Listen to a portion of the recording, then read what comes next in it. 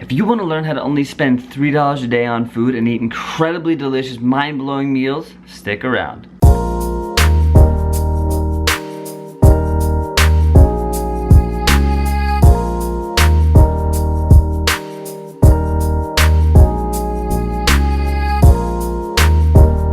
Some say why, I say why not.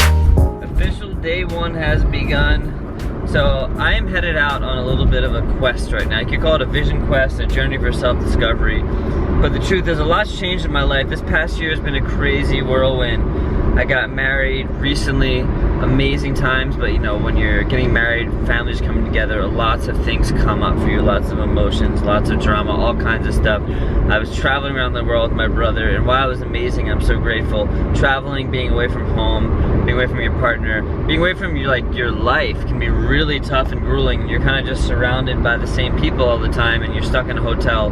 I'm not saying I'm not grateful, but it did throw me off, and I kind of lost myself in the process. And maybe you've noticed some of the videos I put out recently, I've been off, I've been confused, maybe I've been down. There's been a lot of depression that I've definitely been going through by nature. Like, I definitely can fall to the way of depression. I like to be a people pleaser to a fault, and that tends to put my own needs aside, and I tend to lose myself a lot, and I've lost myself. That is why I got rid of my hair, because I realized that, you know, it's not about my hair. My hair isn't what makes me cool, unique, or different. This is me. I can't hide behind a cloak. Of course, I have glasses on. I'll take off while I drive. I cannot hide behind anything.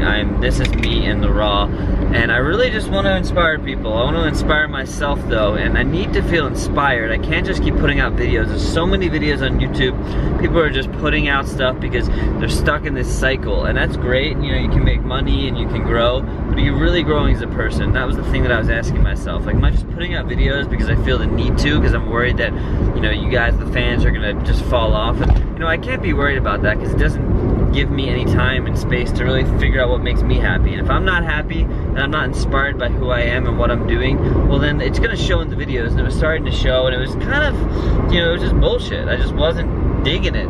And what I was remembering back to one of my favorite videos that I ever filmed was the How to Live on $3 a Day challenge, because it really inspired me to try new things, to get out there. It wasn't like I had this endless, I can go to the market and make whatever I want. Like, I really wanted to show people what I could do on $3 a day, and also how to eat. We're getting a lot of comments like, what do you guys really eat? There's no way you're eating, you know, all these sandwiches and burgers and whatever it is. Like, you guys seem like you look healthy, you eat healthy. And the truth is, creativity doesn't have to come at the expense of like mixing a burger with a cheesesteak and wrapping it in a burrito and all this crazy viral stuff. I love that stuff and it tastes good, but it's not sustainable. It's not gonna sustain your life. It's not gonna sustain your freaking butthole when it's coming out.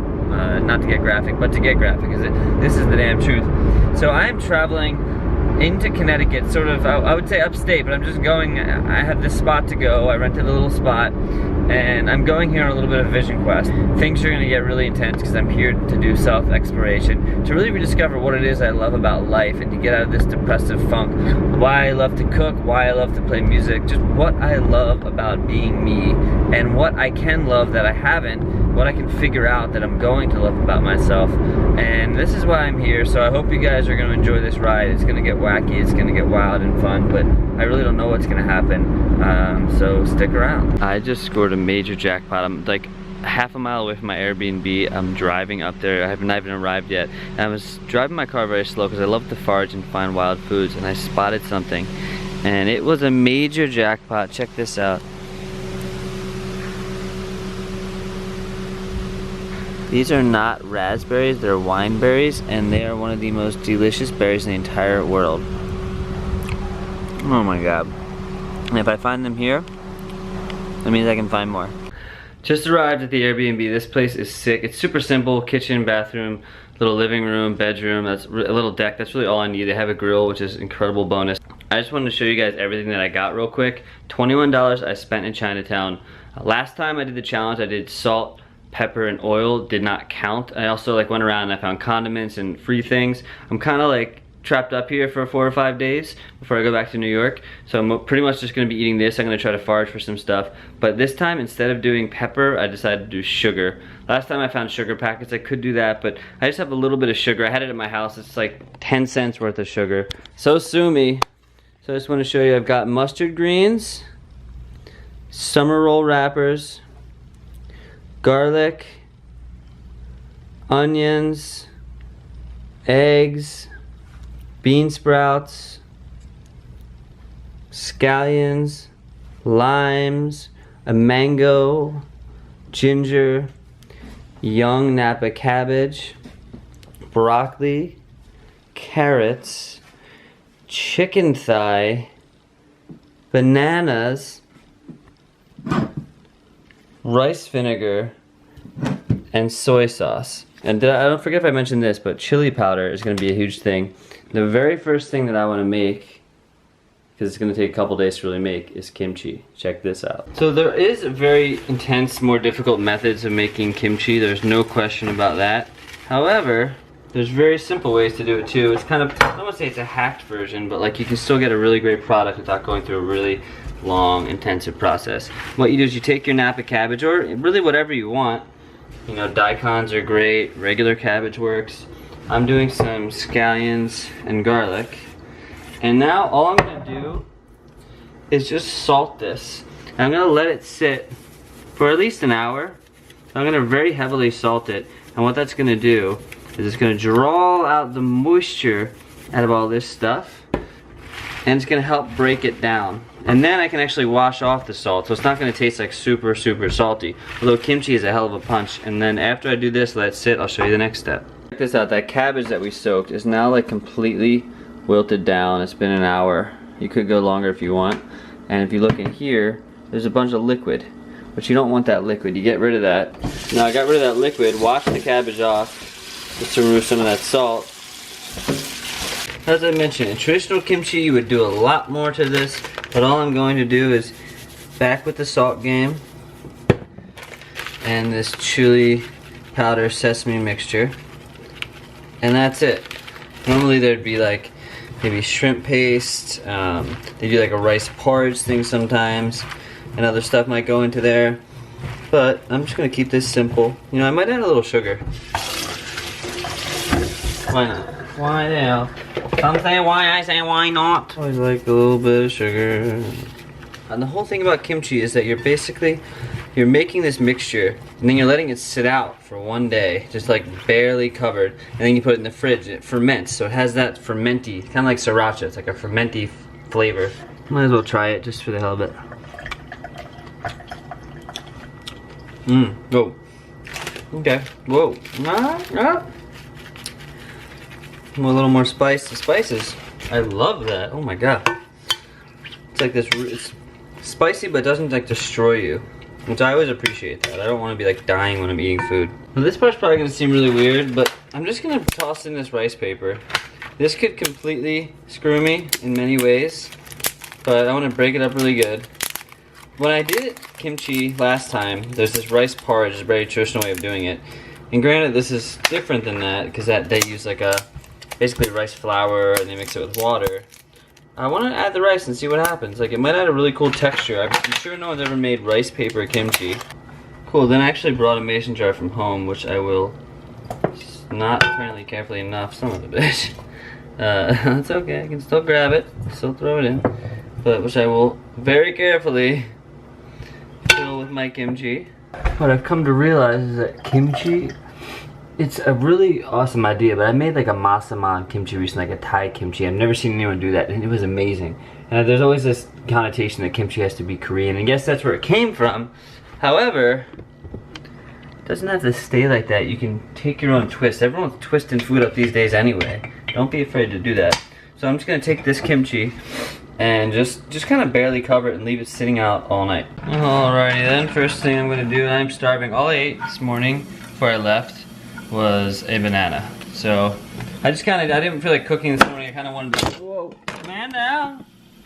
So I'm just taking that ginger and garlic in a pan with the oil. Just very lightly cooking it. I don't want to burn it, but I want to suck out the juices into the oil, so when I cook everything I get intense flavor. Groovy baby, groovy. Toss in my carrots. And you know, not everything has to be a high fry. Everyone loves to do this, like jack the goddamn heat up and just fry the crap out of it, but it doesn't have to be. You can give it a, oh, that's not meant to be in there. You can kind of cook it lightly Put the carrots down, be gentle. Enjoy the love. Alright. Add some broccoli. Break it up. If you know me, you know that I love the broccoli. Broccoli. I don't know what I was thinking, but I was using that wooden spoon. And then I remembered I had chopsticks. Way better. I'm gonna avoid seasoning this until the end. Just kind of see what happens. Should be no big dizzle. Now I think I'm gonna cook, maybe not all, but a good amount of these bean sprouts. I'm just gonna cook them all. Okay, because they're kind of like, when I bought them, they were pretty cheap and they're sort of already going. So this will actually give me a nice meal. This is gonna be a couple meals, and I kind of have this mixture. I can wrap it into my little Rapsky-Dapskys or whatever I need to. And I literally just had a banana today and it's already, what, 1:20. I am freaking starving and very excited. There's sexy lighting in here. Damn, did not expect that. Alright, then. Scallions go into the bin for the win. That's how she goes when you're singing and you're cooking and you're on a musical cooking show. It's time for Zoom, everybody. We're zooming, we're going real close. Yeah. Yep. Now, this, I would have loved to have a smaller amount and pay less because there's no way I'm using all this chili, but I'm gonna sprinkle of, ooh, you can smell that. A little chili. This will get me a long way. I don't really have much else spice to work with, so I'm very excited about my chili. Chilies are nice and tender. I just had a great discovery. I'm gonna add some soy sauce, but I just had an amazing discovery. It's actually good soy sauce. Damn, it's salty though. Whoa. Turns out my chili powder was actually sesame seeds and chili powder, which is incredible because I really wanted sesame seeds and I couldn't afford them. So now I get best of both worlds. Things are already looking up, folks. Life is a good place to be. Just taste it. It is pretty hot, so I'm gonna add a little bit of sugar. A lot of Asian cooking, they really love the sugar because they appreciate the balance that it creates with chilies. Like if you're having something really spicy but you have sugar, you get the flavor of the chilies without being totally destroyed. And just like that, done lunch. Lunch and maybe, you know, part of dinner.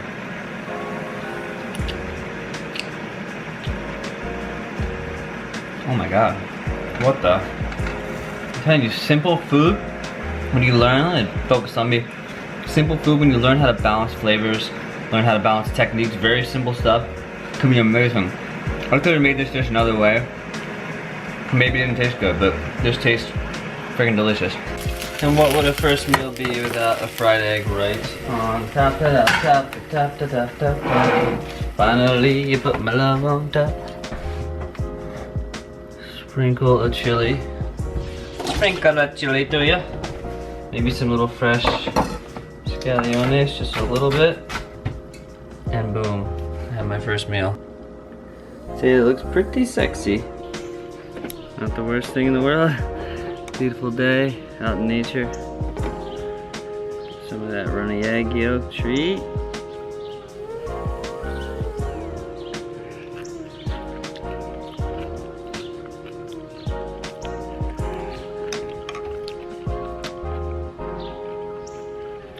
Wow. Okay. I see what you're doing.